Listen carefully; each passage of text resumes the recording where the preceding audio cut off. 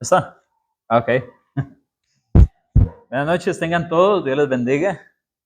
Gracias por estar acá. Hoy comenzamos una clase muy especial, muy interesante. Esta clase está relacionada precisamente con la carta a los Gálatas. Durante todo este mes vamos a estar los miércoles estudiando la carta a las personas de Galacia, por eso se llama, le conocemos como Gálatas o Epístola a los Gálatas. Es decir, es una carta, una epístola que fue escrito a las personas de la provincia de Galacia. Generalmente cuando pensamos en Galacia se nos ocurre que era un lugar, una ciudad, así como lo puede ser tal vez San Francisco de los Ríos. Sin embargo, en realidad Galacia era una provincia romana, la cual se ubicaba en Asia Central Menor. Y esta provincia romana iba a abarcar diferentes ciudades que leemos en la Biblia, así como lo son Antioquía de Siria o Pisidia, también Iconio, Listra, Derbe. Estas ciudades usted quizás las recuerda del libro de los Hechos. Y es precisamente en el libro de los Hechos donde el apóstol Pablo visita las ciudades de Galacia. Así que esta ciudad iba a ser o mejor dicho, esta provincia iba a abarcar diferentes ciudades en las cuales el apóstol Pablo iba a estar predicando. El contexto de las visitas de Pablo a Galacia, vamos a ver que se registran al menos 3 visitas de Pablo a esta provincia. Es decir, al menos 3 visitas a diferentes de estas ciudades en las cuales Pablo tiene interacción con ellos. La primera de ellas se encuentra en Hechos, capítulo 13 y versículo 14, donde él le predica tanto a judíos como a gentiles. De hecho, en el versículo 14 usted puede recordar que por algún motivo las personas de la ciudad donde ellos estaban pensaron que tanto él, si no me equivoco, como también Bernabé, eran dioses, y ellos vienen y dicen, bueno, está Mercurio y está Júpiter. E incluso uno de los sacerdotes vino y ya iban a ofrecer sacrificios y todo. Así que ellos los detienen con dificultad y les dicen que no son dioses, sino que son hombres como ellos. Después ellos tuvieron que irse de este lugar, y cuando llegamos al capítulo 16, encontramos a Pablo ya ahora en su segundo viaje, y en los versículos del 1 al 3 vamos a encontrar que una vez más el apóstol Pablo está visitando esta región de Asia Menor, Central. Así que en el primer viaje misionero, capítulos 13 y 14 de Hechos, vamos a ver a Pablo visitando esta ciudad. En el segundo viaje misionero vamos a ver a Pablo pasando por Galacia, allá en Hechos capítulo 16, versículos del 1 al 3. Y en el tercer viaje misionero, nuevamente en el capítulo 18 de los Hechos, versículos del 23 al capítulo 19, 1, vamos a ver que es otra ocasión en la cual el apóstol Pablo se encuentra en relación con los Gálatas. Esto es muy importante porque, bueno, estoy dando una introducción primero a la epístola para que así luego podamos ir pasando a través de ella.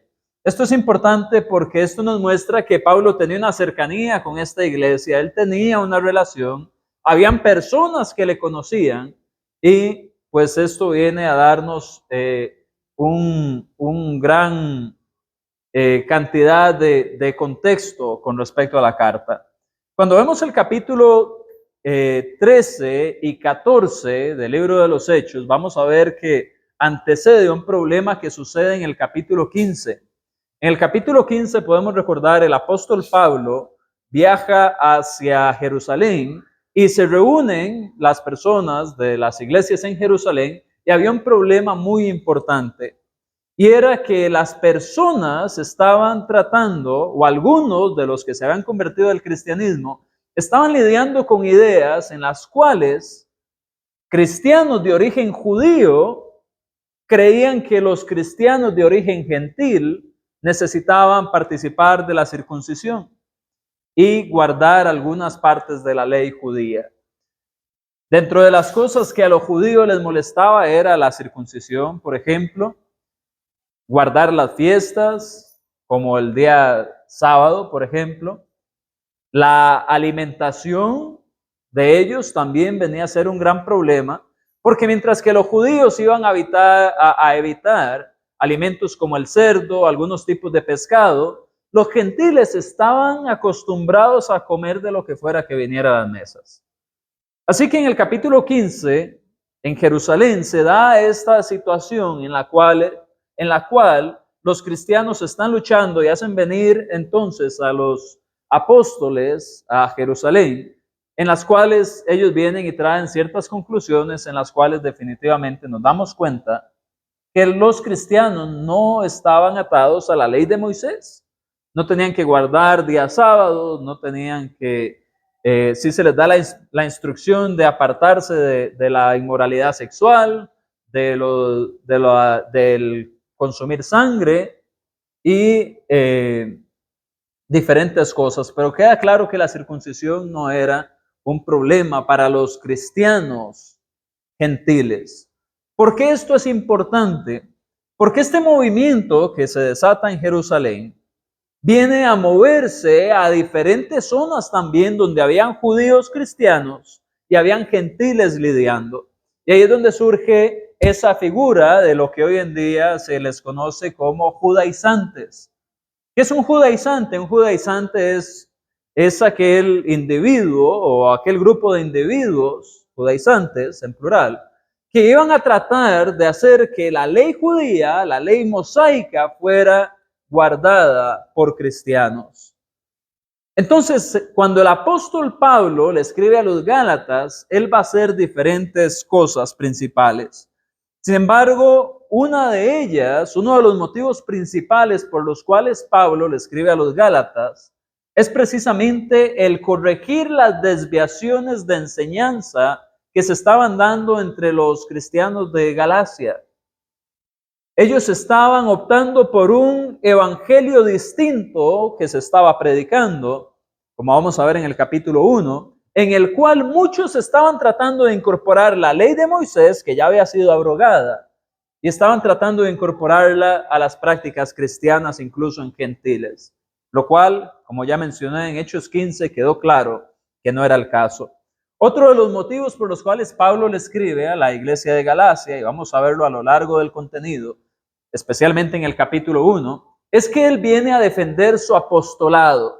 Porque claramente si habían personas predicando un evangelio diferente, la posición de Pablo como apóstol iba a tener gran peso, porque si él es apóstol y predica un evangelio, entonces iba a tener alguna autoridad. Mientras que si él no era un apóstol, como algunos quizás podrían quererlo poner en duda a la hora de traer un evangelio distinto, pues entonces no había nada que prestarle atención si no es apóstol, porque realmente sus mandamientos no implicaban nada. Así que él lo que hace es viene y defiende su apostolado, marca la cancha, como diríamos nosotros, y demuestra que por cuanto él tiene autoridad apostólica, las iglesias en Galacia debían de recibir esta información y ponerla en práctica por el origen de su apostolado. Y eso lo vamos a ver pronto en el capítulo 1. Y pues otra de los motivos principales por los cuales Pablo escribe a los Gálatas es que él viene y defiende la libertad que hemos ganado en Cristo, una libertad que es a través de la fe, a través de la gracia, y que nos mantiene libres en contraste con la esclavitud que daba la ley de Moisés con respecto al sistema antiguo de el antiguo pacto. ¿Qué más podemos mencionar con respecto a esta carta? Bueno, el autor. ¿Quién es el autor? El autor es el apóstol Pablo, él mismo lo deja claro en el capítulo 1, versículo 1. Se cree que esta carta se escribió aproximadamente entre el año 53 y el año 58 después de Cristo. Y en cuanto al lugar donde estaba Pablo mientras escribía, pues hay dos ideas. Algunos dicen que quizás estaba en Macedonia, que es el mismo lugar donde se escribió la segunda carta a los Corintios. Y algunos piensan que más bien estaba en Corinto mientras él escribía esta carta, que era el mismo lugar donde él estaba mientras escribió la carta a los romanos. Así que esas son dos posibles locaciones de donde Pablo podía estar mientras escribió esta carta a los Gálatas. Algo más que debemos de saber es que según Hechos capítulo 14, versículo 23, cuando vamos a ese texto nos damos cuenta que en ese primer viaje misionero de Pablo se da el establecimiento de algo muy importante. Y quiero que usted, si está buscando en Hechos 14, 23, me diga qué fue lo que se estableció ahí. Dice que se establecieron ancianos. Así que es muy probable que varias iglesias de estas ciudades de Galacia contaran con ancianos a la hora que recibieron esta carta. Podemos mencionar también el hecho de que esta carta es muy interesante porque quizás ustedes manejan, o tal vez no mucho, no sé qué tan empapado estará usted, pero hay algo que se llama la crítica textual. Y básicamente ellos lo que hacen es criticar los textos de la Biblia para ya sea decir, bueno, son aceptables como libros de Dios o fueron injertos que hicieron después en el tiempo y esta parte es inspirada, esta parte no, esta se contradice. La crítica textual es muy rigurosa, sin embargo la carta a los Gálatas ha sido una carta que relativamente no ha sido atacada por la crítica textual, debido a que hay gran cantidad de evidencia histórica de personas que en la antigüedad citaron esta carta. Así como en nuestro tiempo hay comentaristas de la Biblia y que escriben libros, comentarios a los Gálatas, al Nuevo Testamento, etc. Pues habían cristianos de las edades tempranas, como lo fueron Clemente de Roma, del 95 después de Cristo, vean qué cercanía con respecto a la escritura del canon. Estaba también Policarpo del 110 después de Cristo, Justino Mártir del 140, Ireneo del 175, Clemente de Alejandría del año 200 después de Cristo y Orígenes también del 250, así como Eusebio del 315 después de Cristo. Y usted dice, bueno, pero ¿qué importa que ellos lo hayan citado? Bueno, eso viene a dar gran fiabilidad para nosotros. Mientras que algunos de ellos estaban tal vez solo 20, 30 años después de que los escritos originales se hicieron y andaban circulando entre las iglesias, nosotros estamos casi 2000 años después. Y a la hora de ver que fuentes tan tempranas ya estaban citando a Pablo como autor de Gálatas, que estaban citando textos que coinciden perfectamente con los manuscritos que tenemos de Gálatas, eso nos viene a decir muchísimo en cuanto a la fiabilidad de la trazabilidad y la transferencia de la Biblia de una generación a otra. No solamente porque se confirma el autor, sino porque a la hora de tomar los textos bíblicos y las citas de estos comentaristas, ustedes dicen exactamente lo mismo. Esto es algo que se puede fiar. No es como muchos vienen y dicen hoy en día, bueno, es que la Biblia la han traveseado un montón y ya no sabemos ni qué tenemos. Eso es falso.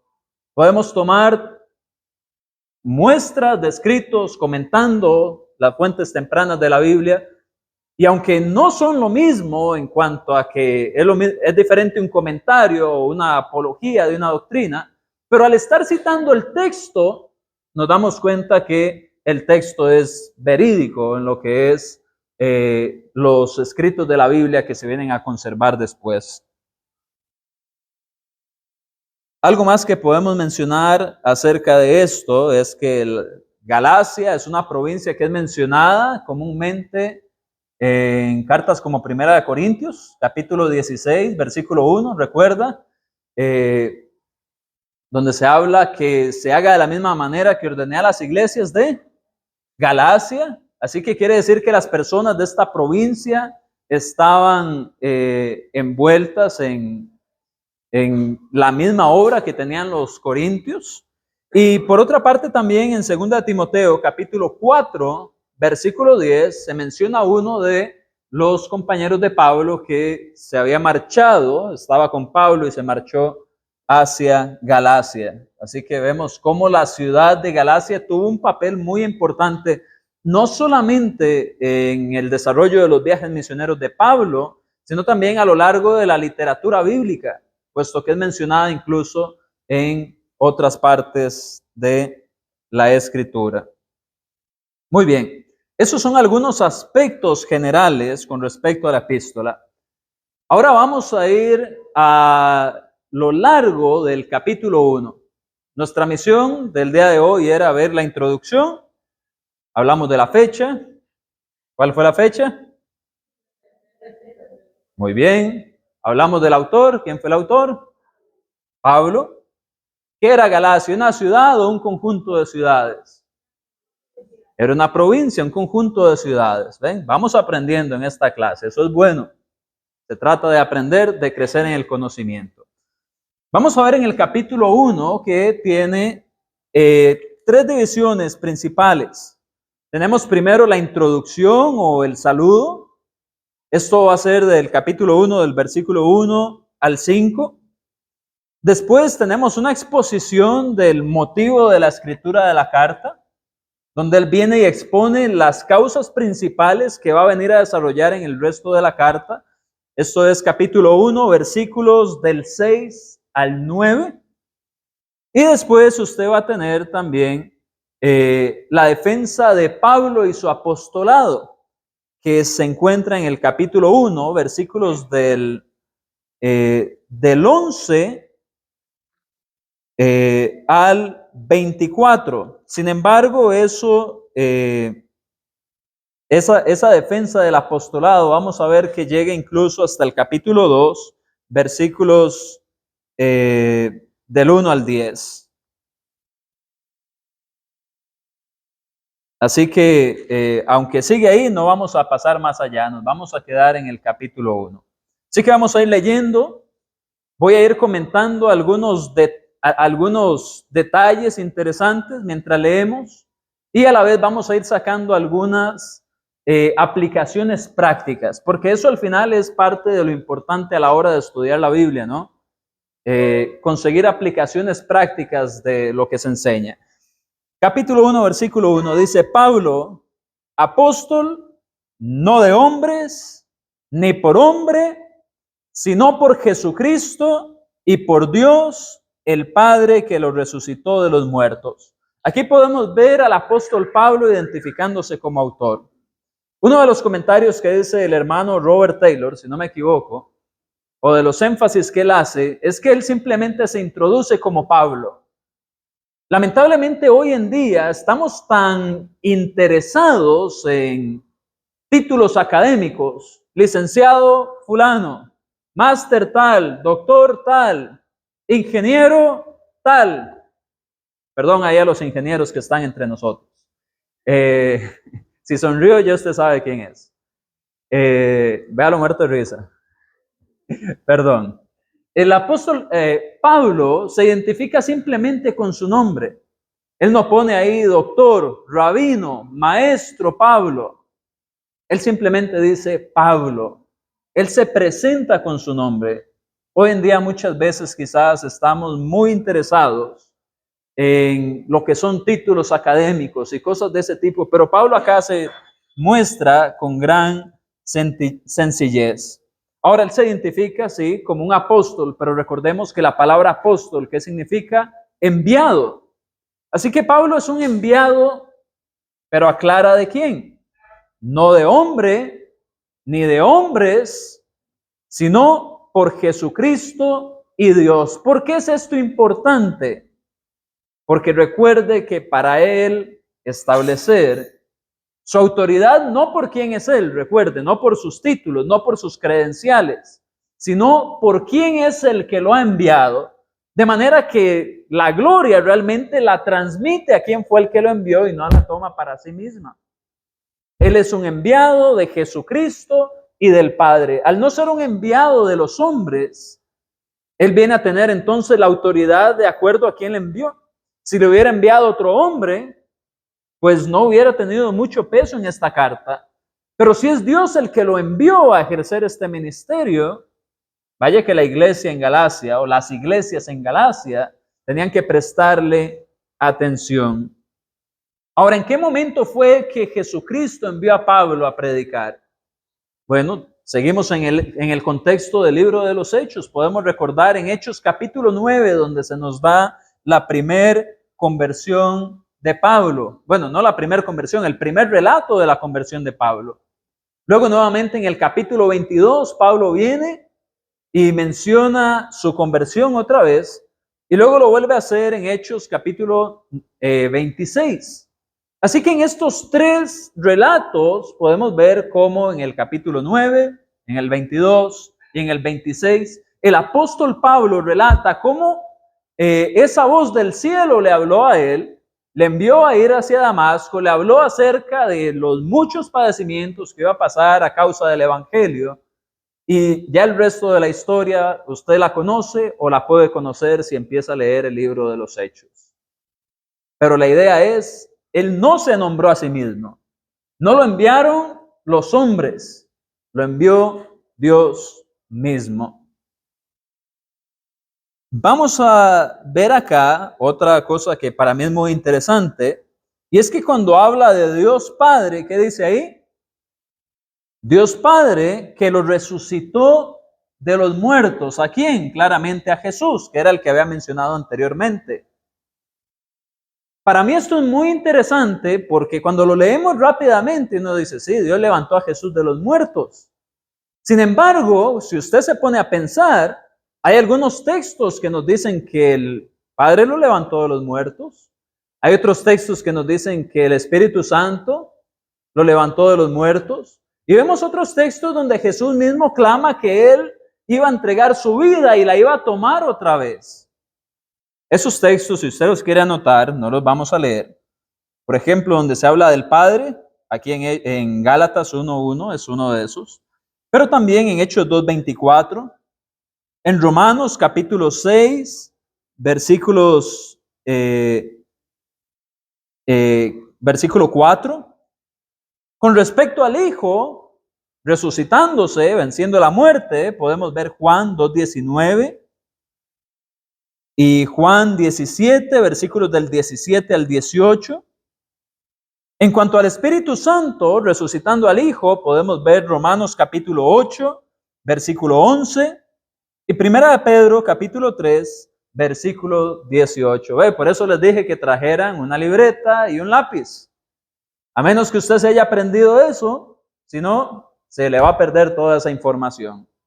Pero ¿qué vemos en todo esto? El Padre, el Hijo y el Espíritu Santo a lo largo de la Biblia se han puesto y se han visto en una plena unidad. Tenemos un solo Dios compuesto por tres personas, el Padre, el Hijo y el Espíritu Santo. Todos tienen las mismas cualidades como deidad, la misma naturaleza, el mismo poder, el mismo conocimiento total de todas las cosas.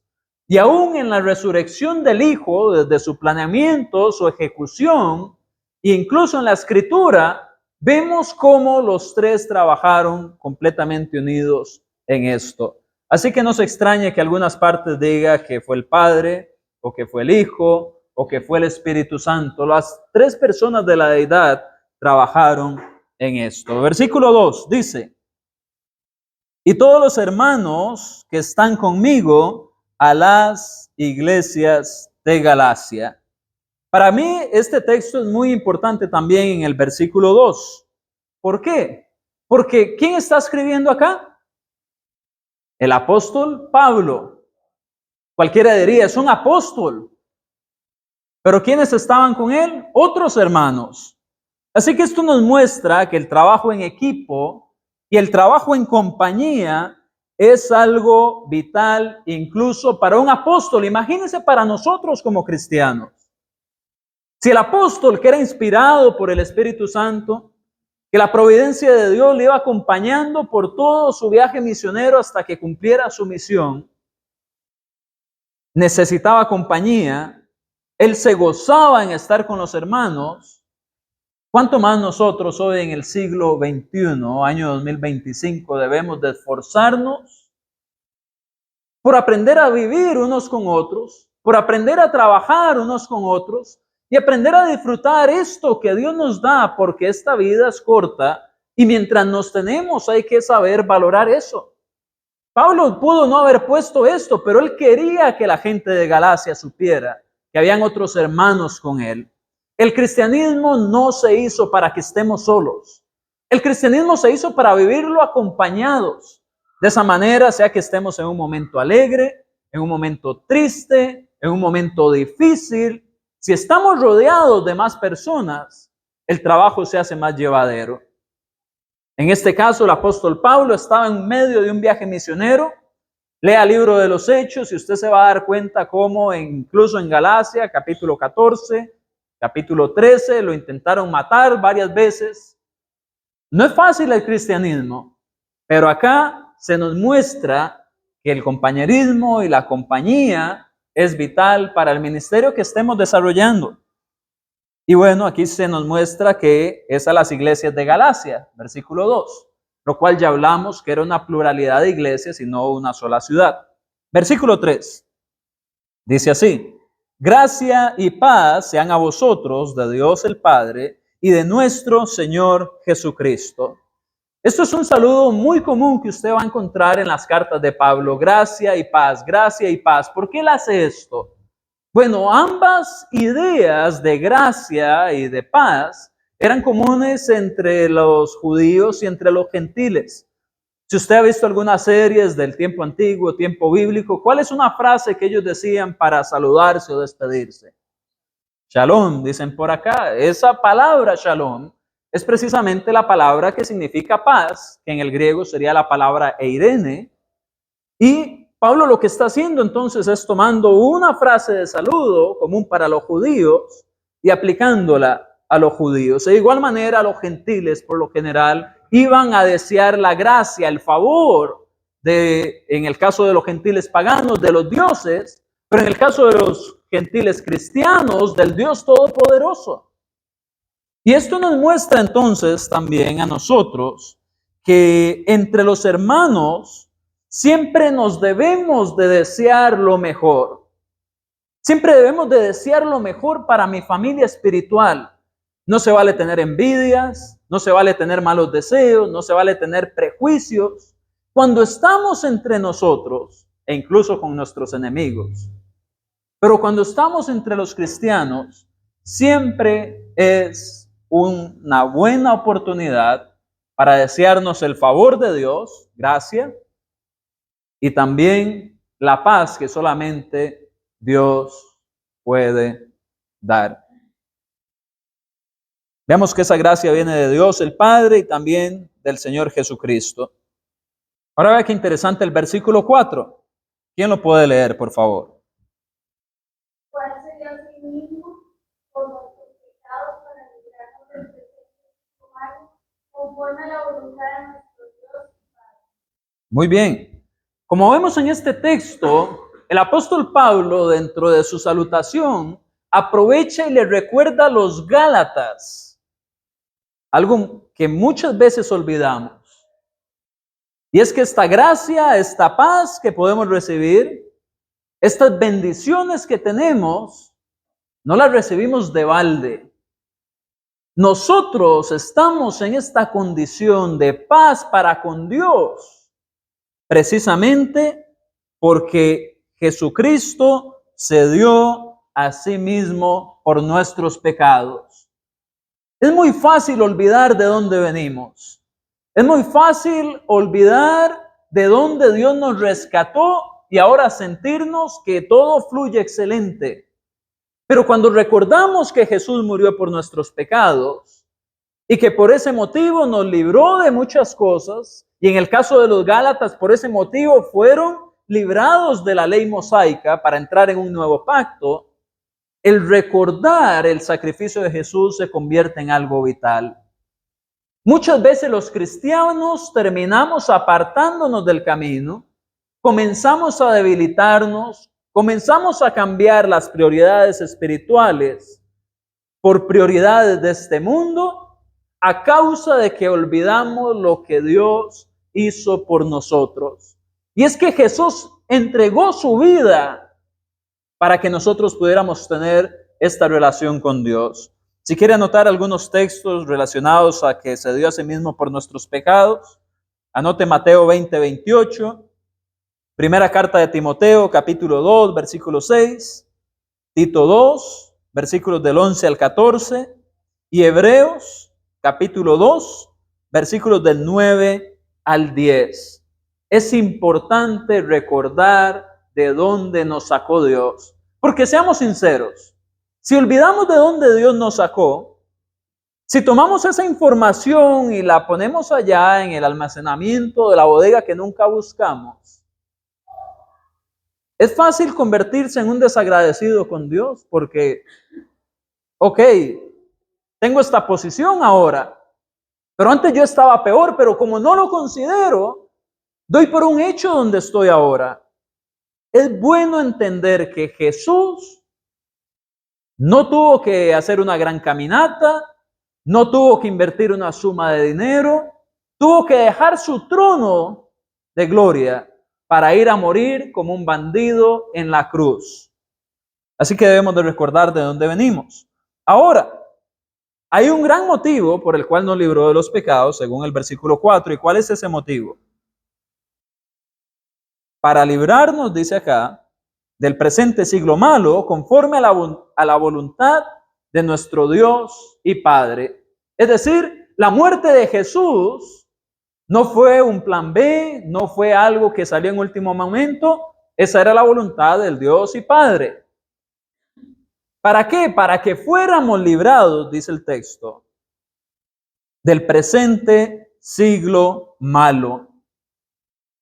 En otras palabras, de este mundo en el que vivimos, de esta era en la que habitamos. En aquel momento los Gálatas se les estaba hablando en el siglo I, nosotros ahora en el siglo XXI, pero de esta situación que nos rodea, gracias al sacrificio de Jesús, nosotros fuimos librados.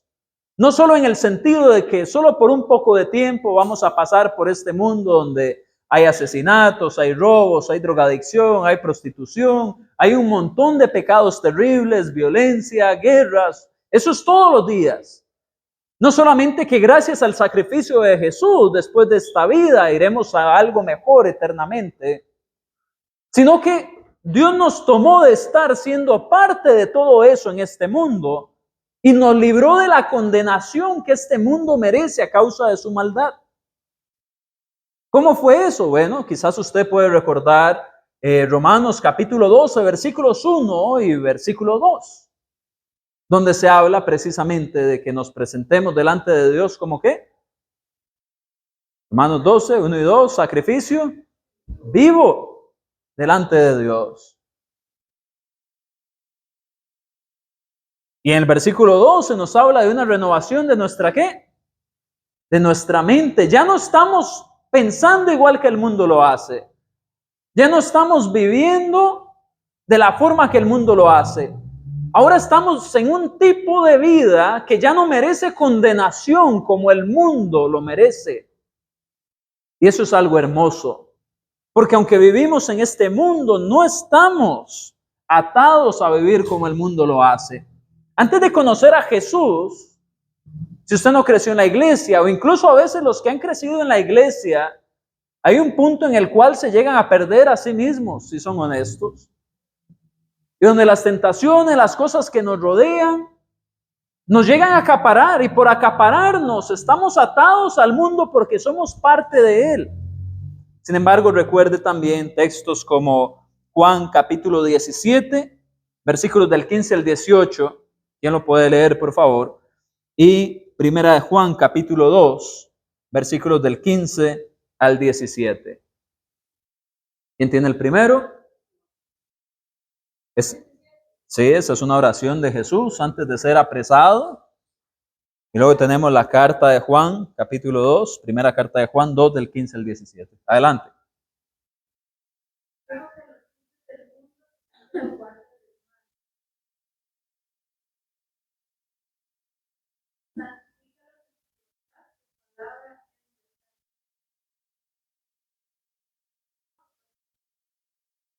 ¿Seguimos en este mundo? Sí, seguimos en este mundo, pero no somos parte de este mundo.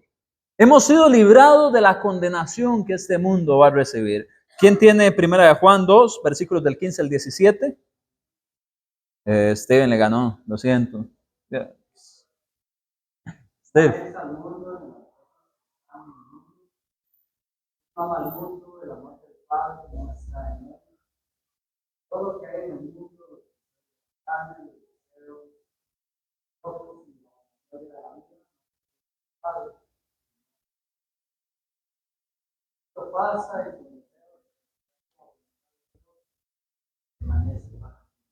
Amén. Así que si amamos las cosas del mundo, al final vamos a perecer con el mundo, porque todo esto pasa. Pero como nuestro amor es por Cristo, como volvemos a ver hacia atrás y nuestra mente piensa en el sacrificio del Señor en la cruz, como volvemos a ver hacia el frente y lo que vemos es nuestra esperanza de salvación a través de la sangre de Jesucristo, y por cuanto vivimos este mundo teniendo cosas materiales, pero no amándolas tanto como amamos lo espiritual, nosotros hemos sido librados de los males de este mundo, de lo que este mundo va a pasar. Hemos sido librados de este siglo malo, de esta era, de esta época en la cual pasan cosas que ciertamente no nos agradan, pero gloria sea a Dios que solo por un poco de tiempo. Y de hecho el versículo 5 dice, a quien sea la gloria por los siglos de los siglos. Amén.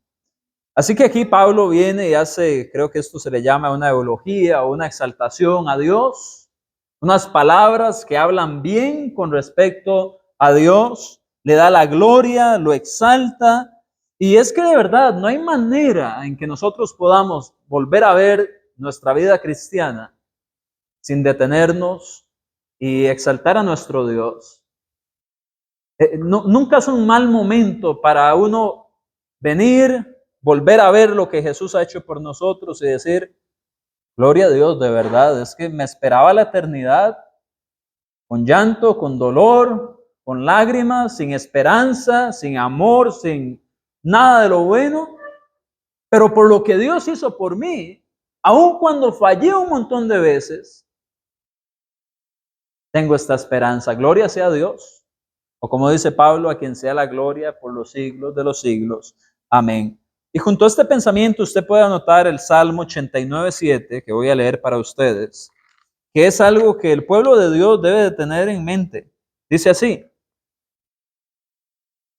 Dios temible en la gran congregación de los santos y formidable sobre todos cuantos están alrededor de él.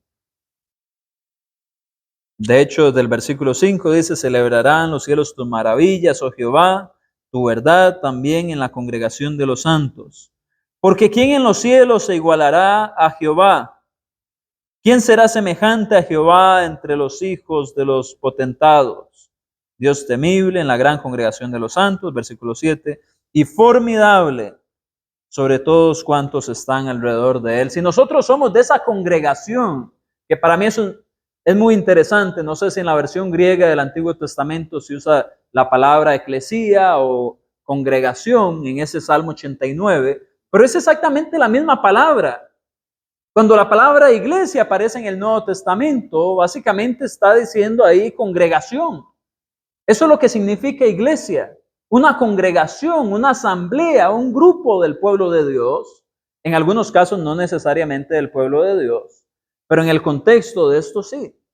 Así que ahora que estamos aquí los santos, de verdad que podemos decir, gloria sea a Dios por los siglos de los siglos. Nunca es un mal momento para detenerse y exaltar a Dios. Muy bien, ahora nos llegamos a un punto en el cual Pablo va a hacer un cambio en el orden de su carta. Ya vino, les recordó de dónde venían, les recordó lo que Jesús había hecho por ellos. Ahora va a entrar en una materia fuertemente.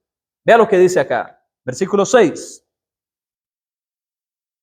Dice así: estoy maravillado, dice el apóstol Pablo, estoy maravillado de que tan pronto os hayáis alejado del que os llamó por la gracia de Cristo para seguir un evangelio diferente.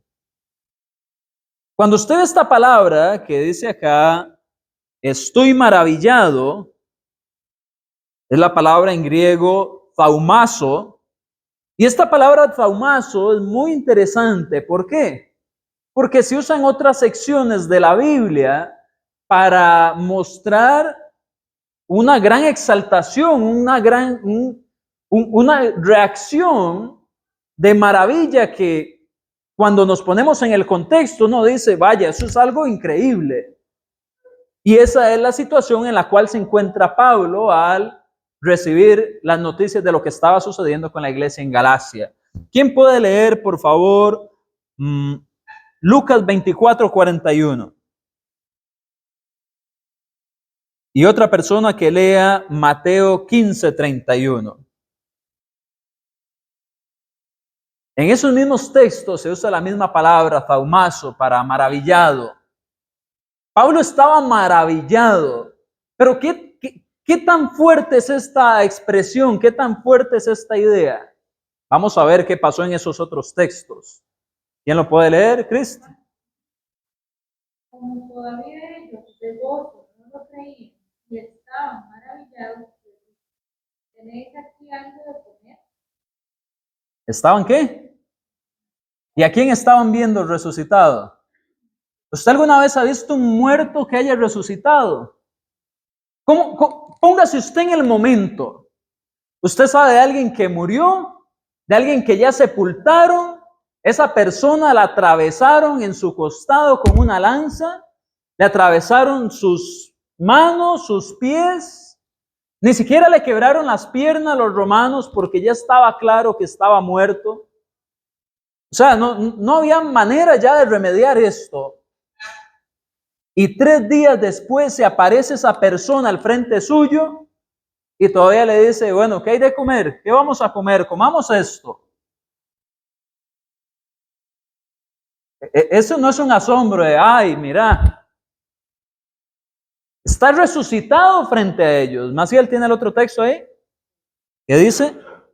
De manera que la multitud se maravillaba, viendo a los mudos hablar, a los mancos sanados, a los cojos andar y a los ciegos ver. Ciegos viendo, a los mudos hablando. Estos son eventos milagrosos. ¿Cómo se sentiría usted si algún familiar suyo que usted sabe que ha sido paralítico toda la vida está corriendo a la par suya, pegando brincos, feliz? ¿Qué tan fuerte sería ese impacto de maravillado que usted llegue a estar, de lo atónito, de lo asombrado? Eso sería una expresión muy fuerte. Entonces la palabra que está usando Pablo acá, de que está maravillado, es un superlativo, es una idea de que lo que yo siento es, no puedo creerlo. No puedo creer lo que está pasando. No puedo creer que tan pronto se hayan alejado del que los llamó a la gracia de Cristo por seguir un evangelio diferente. En otras palabras, ¿cómo es posible? Si estuvo entre ustedes predicando, bueno, eso lo va a decir después. Pero si han recibido el evangelio, ¿qué es? ¿Cómo es posible que tan pronto se hayan apartado? Él estaba maravillado, estaba que no podía creer eso. Si usted quiere, puede subrayar ahí donde dice la gracia de Cristo y anote Hechos 15:11, 2 de Corintios 8:9, y va a tener buenas referencias para esa frase. El favor de Cristo, la gracia de Cristo, todo lo que hemos obtenido al estar en Él. Seguimos leyendo. Y ahora Él explica, dice, no que haya otro evangelio, sino que hay algunos que os perturban y quieren pervertir el evangelio de Cristo. Dice, mas si aún nosotros o un ángel del cielo os anunciare otro evangelio diferente del que os hemos anunciado, sea anatema. Esta palabra quiere decir maldito, literalmente. Como antes, un ejemplo de una palabra transliterada, que es algo que hemos venido mencionando. Es decir, se tomó del idioma original se puso con los caracteres o el abecedario del idioma nuestro, que es el español, se puso como sonaría anatema, quiere decir maldito, reciba la maldición. Luego dice, versículo 9, como antes hemos dicho, también ahora lo repito, si alguno os predica diferente evangelio del que habéis recibido, sea anatema. Pues busco ahora el favor de los hombres o el de Dios. ¿O trato de agradar a los hombres? Pues si todavía agradara a los hombres, no sería siervo de Cristo. Aquí tenemos un montón que comentar. Número 1, no era que había un evangelio diferente. No era que podían haber iglesias diferentes pensando cosas diferentes como hay hoy en día. Donde hay personas que le dicen, usted es salvo si hace una oración. Usted es salvo si levanta su mano. Usted es salvo si solamente dice creo en el Señor. La Biblia dice que somos salvos cuando oímos el evangelio, lo creemos, nos arrepentimos, confesamos al Señor y somos bautizados. Ese es el evangelio de la Biblia. Cualquier otro evangelio diferente que hace que la persona sea anatema, maldición, maldito. Porque el tener un evangelio distinto no va a poder llegar al camino que es Cristo. Está tomando un camino distinto y la maldición claramente se relaciona con el hecho de que no va a poder obtener la salvación en un evangelio diferente. Parte de este evangelio diferente era que decían, no, tienen que circuncidarse. No, ustedes tienen que guardar los días festivos. No, no pueden comer estas comidas. Cosas de ese tipo. Pero si lo traemos al día presente es igual. Tanto el que predica un evangelio diferente como el que lo acepta está en problemas delante de Dios. Anótelo ahí, no vamos a leerlo, pero yo sé que cuando usted lo lea me va a entender lo que le estoy diciendo. Segunda de Juan, capítulo 10, Segunda de Juan, capítulo 1, es el único que tiene, versículos del 9 al 11. Segunda de Juan, del 9 al 11. Tanto el que predica el evangelio erróneo, tanto el que trae la falsa doctrina como el que la recibe y la acepta, están en problemas delante de Dios. El mismo apóstol Pablo explica, no es que hay otro evangelio. Les habían presentado algo completamente distinto que no está en armonía con el evangelio verdadero. Para llegar a Jesús usted necesita el evangelio y el evangelio usted no lo puede recibir si ese evangelio no incluye la salvación que Jesús ha traído y la libertad que él provocó a través de su muerte en la cruz. De manera que los que decían, no, seguimos aún ligados a la ley, tenían problemas. ¿Por qué? Porque el evangelio que se les había predicado, el que venía de Dios, decía lo contrario. Así que aplicaciones, tanto el que enseña como el que recibe la falsa enseñanza están en problemas. Otra aplicación, nadie puede cambiar el evangelio, porque ahí dice, ni aún si fuera ¿qué? Un ángel del cielo, o nosotros, o ninguno, porque ya Jesús lo dio. Ese es el mensaje que fue entregado, fue predicado y tiene que mantenerse de esa manera hasta la venida del Señor. Nadie puede cambiar ese mensaje. Ya se entregó, ya la fe fue dada, dice Judas capítulo 1, versículo 3. La fe fue entregada, no se va a modificar más. O mejor dicho, nunca se va a modificar.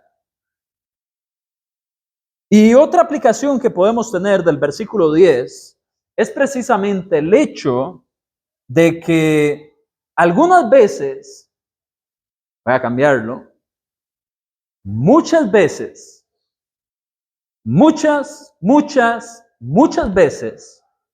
vamos a estar en una posición incómoda a causa de decir la verdad, lo que Dios espera. Pero lo mejor es siempre complacer a Dios. Vea lo que dice el versículo 10. ¿Busco el favor de los hombres o trato de agradar a los hombres? Pues si todavía agradar a los hombres, no sería siervo de Cristo. ¿A quién vamos a servir? ¿Quiero quedar bien con los amigos míos de esta religión? ¿Quiero quedar bien con mi familia que sigue esto? ¿O quiero quedar bien con Jesús, que es mi Señor? Y por cierto, la palabra que se usa acá cuando él dice, no sería siervo de Cristo, es decir, si lo soy, pero si yo hiciera aquello no lo sería. Cuando él dice siervo de Cristo, usa una palabra muy común en el Nuevo Testamento para siervo, que es la palabra doulos. La palabra doulos, que se traduce como siervo, literalmente es un siervo que pertenece legalmente a su amo y se apega a las órdenes de éste.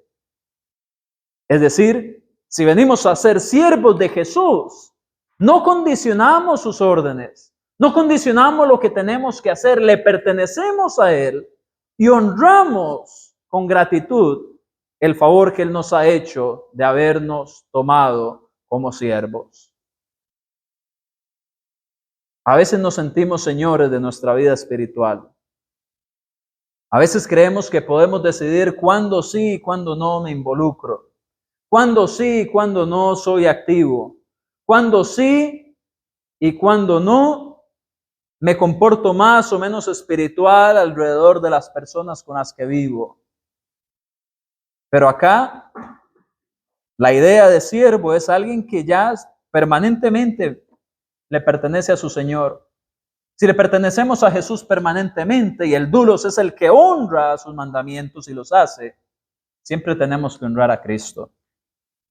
Muy bien, ahora de los versículos 11 al 23, vamos a ver que Pablo lo que hace es empezar a defender su apostolado. Dice, mas os hago saber, hermanos, que el evangelio anunciado por mí no es según hombre, pues yo ni lo recibí ni lo aprendí de hombre alguno, sino por Apocalipsis, dice ahí que revelación de Jesucristo. Curiosamente esa palabra para revelación es la misma palabra Apocalipsis. Es decir, Jesús lo develó, lo reveló. Jesús fue el que quitó lo que estaba cubierto delante de Pablo y se lo hizo claramente visible. Así que eso que él recibió fue un apocalipsis, una revelación que venía de Jesucristo. Así que según este texto vemos que apocalipsis no es una palabra que cause temor entre los cristianos. Es algo que se descubre, que queda abierto y que según esto que dice Pablo tiene que ver con buenas noticias. El apocalipsis es algo bello. Así que, si no por revelación de Jesucristo, dice, porque ya habéis oído acerca de mi conducta que en otro tiempo en el judaísmo me perseguían sobremanera, a la iglesia de Dios y la asolaba. Ahí usted puede anotar Hechos 7:58, Hechos 8 del 1 al 3, Hechos 9, 1 y 2, Hechos 26 del 9 al 12. En todos esos se nos narra cómo Pablo perseguía, sacaba a la gente de sus casas, las metía en las cárceles e incluso aprobó la ejecución de Esteban. Y dice, y en el judaísmo aventajaba a muchos de mis contemporáneos en mi nación, siendo mucho más celoso de las tradiciones de mis padres. Pero cuando agradó a Dios, me apartó desde el vientre de mi madre y me llamó por su gracia, revelar a su Hijo en mí, para que yo le predicase entre los gentiles. No consulté enseguida con carne y sangre, ni subí a Jerusalén a los apóstoles antes que yo, sino que fui a Arabia y volví de nuevo a Damasco. Después, pasados 3 años, subí a Jerusalén para ver a Pedro y permanecí con él 15 días. Pero no vi a ninguno de otro de los apóstoles, sino a Jacobo, el hermano del Señor. Esto os escribo, he aquí delante de Dios que no miento. Después fui a las regiones de Siria y Cilicia, y no era conocido de vista de las iglesias de Judea que eran en Cristo. Solamente oían decir, aquel que en otro tiempo nos perseguía, ahora predica la fe que en otro tiempo asolaba. Y dice el 24, y glorificaban a Dios en mí. ¿Por qué es importante todo este texto que he leído y por qué lo leí todo junto? Pablo aquí está demostrando que lo que él está haciendo, sí o sí, viene de Dios. No es algo que él mismo se puso. Porque esta carga que él estaba llevando, aparte de que dice que el mensaje, ¿quién fue el que se lo reveló? Fue Jesucristo, versículo 12. Él en el versículo del 13 al 15 nos muestra por qué sería ilógico que él no fuera apóstol verdadero. Es que la transformación de Pablo era sin precedentes. Él, para venir a los pies de Jesucristo, vino a tener cambios en la vida que ninguno se hubiera imaginado. De hecho, en el versículo número 15, dice, pues cuando agradó a Dios, que me apartó desde el vientre de mi madre y me llamó por su gracia. En otras palabras, desde que Pablo estaba en el vientre, Dios ya tenía un plan para él. Dios tenía un ministerio para él, Dios tenía planes para él, lo había llamado y tenía estos propósitos para su vida. No se extrañe, amado hermano o hermana, si en su vida y en las vidas de muchas personas que usted llegue a conocer, note cambios extremos que solamente Dios puede hacer. Porque definitivamente Dios nos tiene con un propósito. Dios nos llama a todos a través del Evangelio. Y cuando nosotros asumimos ese propósito y deseamos complacer a Dios, vamos a llegar a hacer lo que sucedió con Pablo. Vamos a hacer todo lo posible para ser guiados por la providencia de Dios y cumplir ese propósito. Pablo tuvo que renunciar a varias cosas para asumir su apostolado. Si usted ve en el versículo 13, él tuvo que renunciar a su misión como judío. Él andaba persiguiendo a la iglesia, él andaba asolándola, él andaba tomando cristianos. Esa era su misión encomendada. Y una vez que él viene a Cristo, abandonó eso. Él lo que está diciendo es, yo antes perseguía, ahora predico, en otras palabras. Lo que a él le habían dado sus superiores, él literalmente tiene un ministerio a tiempo completo de andar persiguiendo cristianos. Esa era su misión. A eso se dedicaba a él gran parte del tiempo de su vida. ¿Y qué tuvo que hacer? Abandonar esa misión. Él tuvo que abandonar su religión y sus credenciales. Ve al versículo 14. Él aventajaba a muchos en el judaísmo. Cuando él dice judaísmo, era la religión de toda su vida y la de sus padres y la de sus abuelos y sus antepasados. Él estaba abandonando prácticamente lo más importante de su vida por seguir a Jesús. Él estaba abandonando sus credenciales. ¿Por qué? Porque al aventajar a muchos, en otro texto él dice que fue criado a los pies de Gamaliel. Básicamente él viene y dice, yo era más judío que un montón, porque tengo todas estas cosas, fui circuncidado al 8º día, esto. Cuando usted ve los credenciales de Pablo, Pablo era el número 1, por así decirlo, en el top 10 de los judíos que estaban alrededor de él. Él tenía todas las capacidades para ser un erudito en su religión, para ser una persona respetada, para ser una persona exitosa en la vida del judaísmo. ¿Era normal que alguien abandonara eso? Para nada.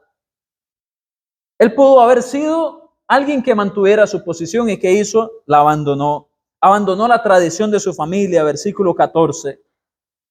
En otras palabras, Pablo estaba dejando cosas atrás por seguir a Jesús. ¿Tenía eso alguna lógica?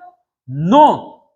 Únicamente algo suficientemente fuerte, como un cambio extremo en la vida, como un llamamiento de Dios, como Jesús hablando a Pablo, iba a venir a tener este resultado en alguien como él.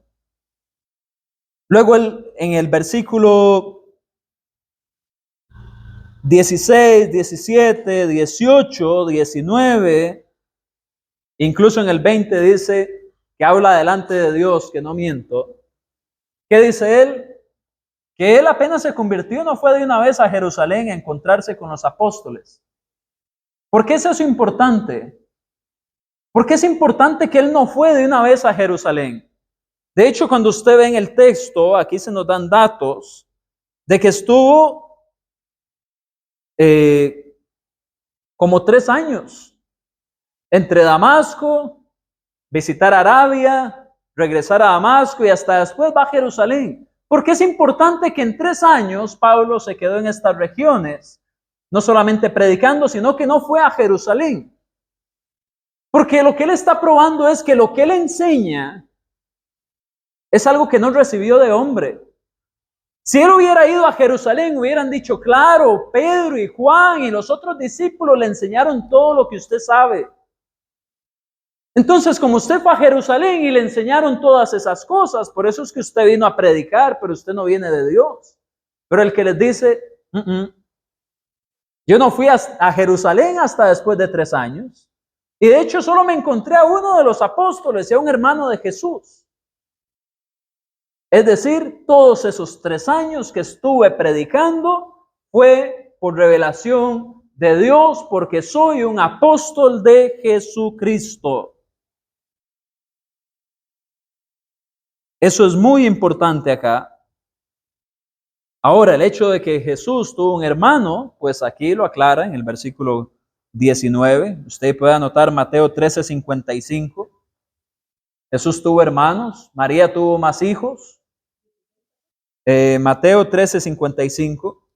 También puede anotar Hechos 15:13 y Gálatas 2:9 con respecto a Jacobo o Santiago, que son la misma persona.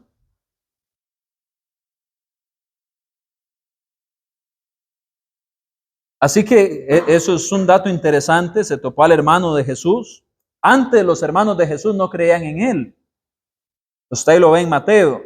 Pero ahora, después de la resurrección, claro que todos creían en él.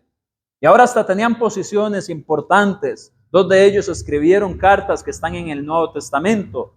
Judas y Santiago.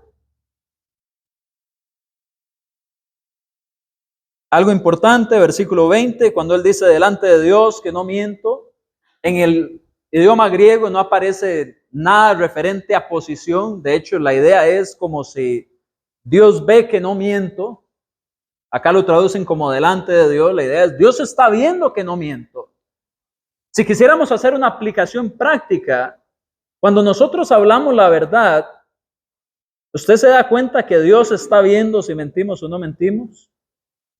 ¿Usted se da cuenta que estamos delante de Dios, cualquiera que sea la cosa que estemos diciendo? Finalmente,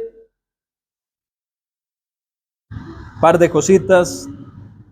Podemos ver, versículo 22 dice, y no era conocido de la vista las iglesias de Judea que eran, ¿qué? En Cristo. Las iglesias de Judea estaban en Cristo. Para estar en Cristo hay que estar en la iglesia. Si usted no está en la iglesia, no puede estar en Cristo. Usted no puede estar en Cristo si no está en la iglesia. Así de sencillo. Una vida dedicada a Dios de forma personal, sin ir a la iglesia, eso es una fantasía. Para estar en Cristo hay que estar en su iglesia, que es su cuerpo, Colosenses 1:18. Y luego, la última aplicación que quiero mencionar, versículo 24 y 23 de Gálatas 1. Dios provoca lo impensable. Él era un perseguidor de la iglesia. Los cristianos tenían miedo en recibir a Pablo. Ellos no querían, cuando ellos veían que Pablo venía con Ananías, ellos tenían temor de que le fuera a hacer algo porque era ese perseguidor. Lo cual viene a fortalecer el argumento del apostolado de Pablo, porque aún los cristianos inicialmente tenían miedo a causa de la oposición tan grande que él tenía. Pero una vez que ven esto impensable que Dios ha hecho, ellos le reciben y glorifican a Dios. El Dios que tenemos puede provocar cosas impensables. Esa persona que usted ve inmersa siempre en problemas, esa persona que usted dice es que no sale de ese mal camino, esa persona que usted dice es que imposible que se haga cristiano. ¿Cómo va a ser eso que pase? Jamás. Cuidado, porque una de las evidencias del apostolado de Pablo fue este cambio drástico que en la mente de nadie cabía, pero que en la mente de Dios, Él había escogido desde el vientre de su madre. Así que Pablo está probando su apostolado. En la siguiente lección, creo que va a ser el hermano Jean Paul que va a seguir el capítulo 2. Vamos a terminar la grabación y la hermana Criste levantó la mano. Gracias.